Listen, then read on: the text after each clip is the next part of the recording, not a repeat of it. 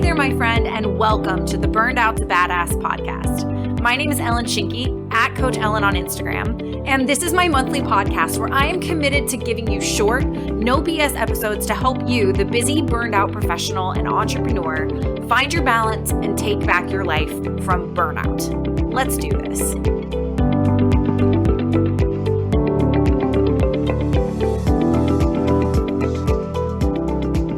Oh, hello there, my friend.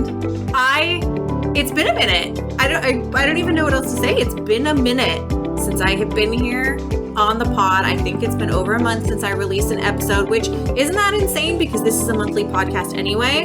And I designed that intentionally because I am doing day job and business right now. And when I started this podcast, the intention always was, I don't want to burn myself out staying on top of it. And I don't want to burn you out either. So I have been away from the mic for a while. And in a lot of ways, it's actually partially been because I've been really struggling with content creation. The speaking side of my business has blown up, from the beginning of April to mid-May. So last week, I had given a speaking engagement every single week. I literally did 5 speaking engagements in 6 weeks, I think it was. One of which was down at LinkedIn Corporate in San Francisco, which was amazing. One of my favorite things that I've ever done in my professional life.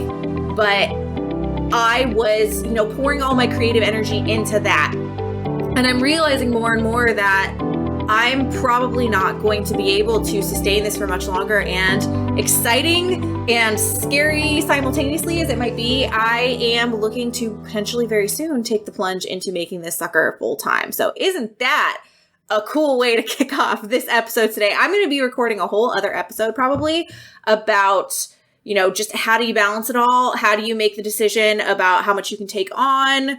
That balance of day job and business, day job and side hustle. For all of those people who have that entrepreneurial streak in them, want to potentially own their own business, take their own business full time. How do we do that? I'm going to be recording an episode on that. It's literally one of 8 podcast ideas that I came up with while I was walking this morning.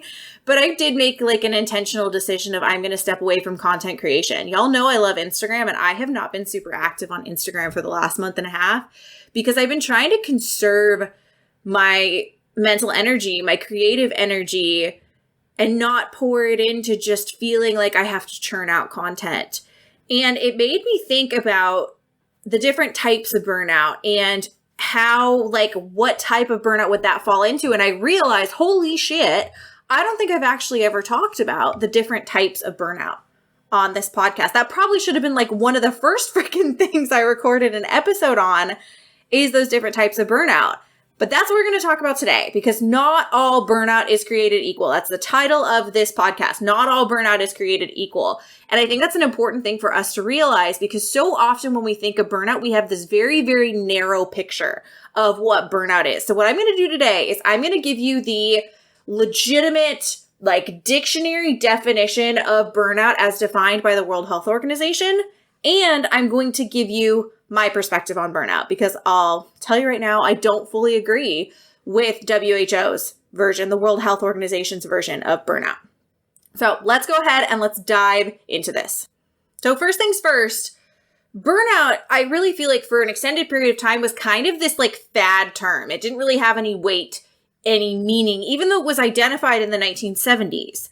It was this guy named, I think last name was very German sounding, Freudenberger or something like that. He recognized the phenomenon in himself. He recognized something akin to burnout, and he wanted a means to describe what he essentially thought was severe stress that he saw in helping professions.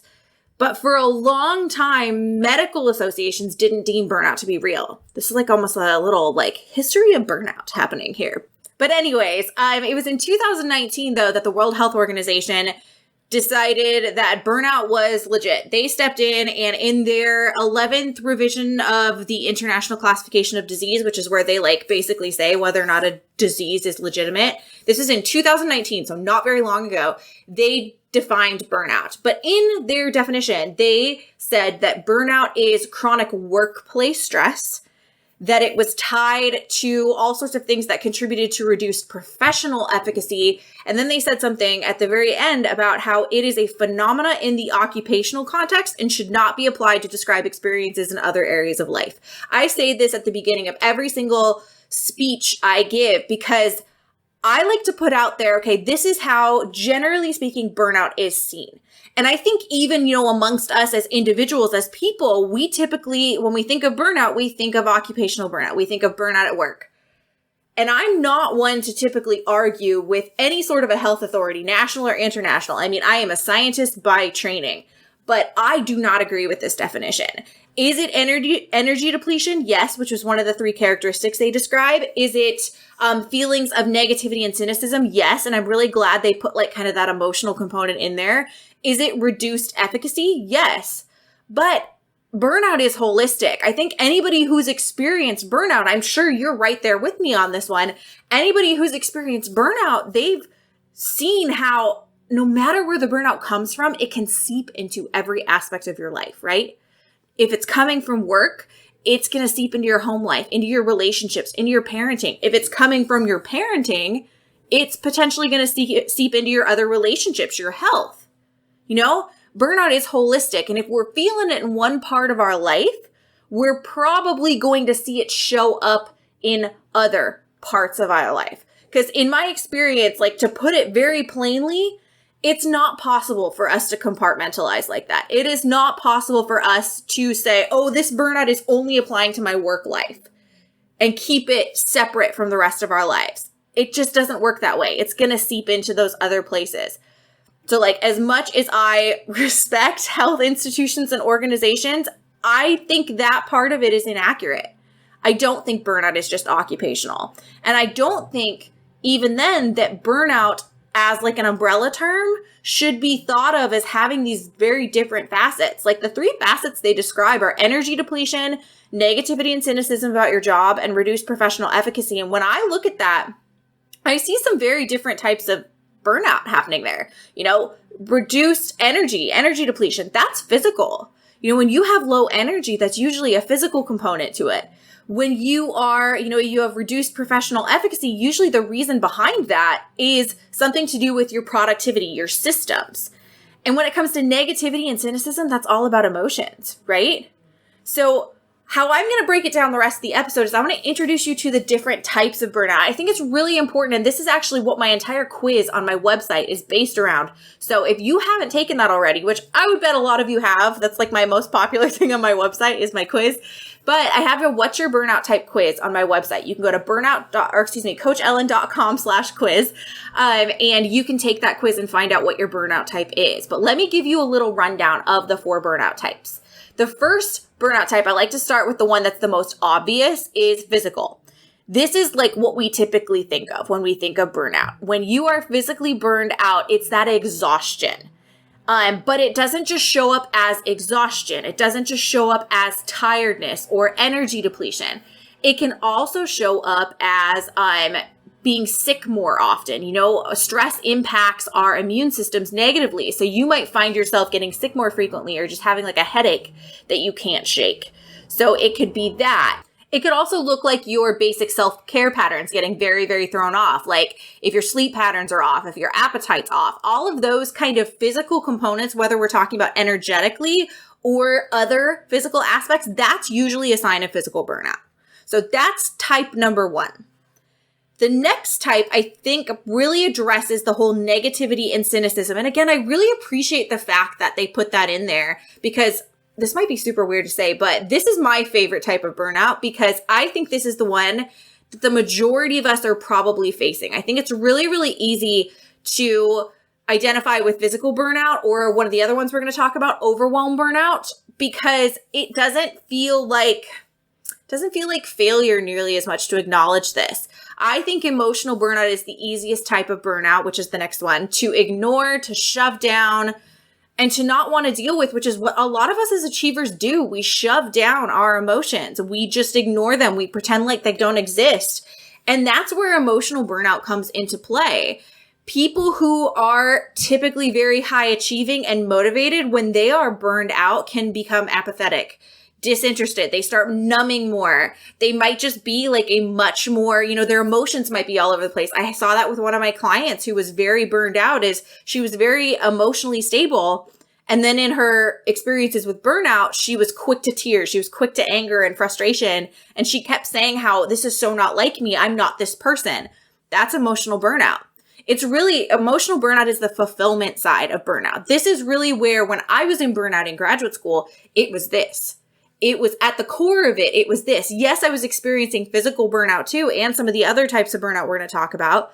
But at its core, it was emotional burnout. I was unfulfilled, and I was looking to mask and cover up that lack of fulfillment with other things. I was trying to almost busy myself with other things so that I didn't have to feel and deal with the lack of fulfillment that I was experiencing and the questioning that I was experiencing, because I was really, it was kind of like almost like an identity crisis, because I was suddenly realizing I didn't really think I wanted to be in science anymore. And that had been my identity for so long. So that's kind of the emotional side of burnout. And like I said just a second ago, when we don't want to deal with things emotionally, a lot of us tend to numb. And this is another sign of emotional burnout, is we can numb with alcohol or food or crap TV or way too much social media, but we can also numb by busying ourselves with other things, taking on too much. And that's kind of overwhelm burnout. You can see how these things kind of get interlinked, but overwhelm burnout, this is a pretty easy one to figure out, but I think this one is like the productivity side of burnout. When the WHO talks about reduced professional efficacy, I feel like they're talking about this type of burnout. And if you're in a position where your life just feels like one big to-do list and you're constantly drowning in tasks and responsibilities, it's a good bet that this is the type of burnout you're experiencing. So we've got those three, and that really covers the WHO's definition. But there's also a fourth type of burnout that's very, very sneaky, very, very hard to ignore, but is a type of burnout nonetheless. Boredom burnout. And if you have ever really felt like the biggest issue in your life, in your career, hell, even in your relationships, is that you felt like you were going through the motions, and that was kind of leading you to overwhelm yourself, to busy yourself, to avoid your emotions and what that meant and what you were feeling, this is boredom burnout. If you think about it, it makes a lot of sense that boredom could be tied to a type of burnout, because it takes so much energy to engage ourselves in things we don't enjoy, right? So that's why I consider boredom to be its own type of burnout. And I think it's really important to look at these different types of burnout. Look at which one you feel like you resonate with, or head on over to coachellen.com/quiz and take the quiz.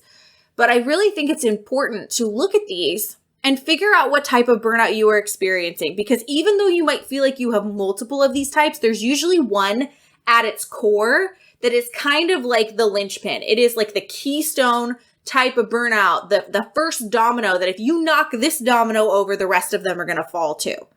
And we have to know that burnout type so that we can take specific actions to help us overcome that type of burnout. So it's going to be like one of the shorter episodes I've recorded on this podcast, but these are the 4 types of burnout. And it's important for us to know this because, again, not all types of burnout are created equal. The actions you need to take to overcome physical burnout are going to be very, very different than the actions you need to take to overcome emotional burnout or boredom burnout. So that's why I wanted to distinguish these for you. That's why I wanted to tee this up for you. So think about what that type of burnout is that you might be experiencing. Head on over to coachellen.com/quiz to figure it out specifically. Or if you're really stuck and you really feel like you can't figure it out, shoot me a DM over at Coach Ellen on Instagram, and I'm happy to help you out. But with that, my friend, thank you so much for being here. I'm back. I'm excited, and I will see you next time. Bye.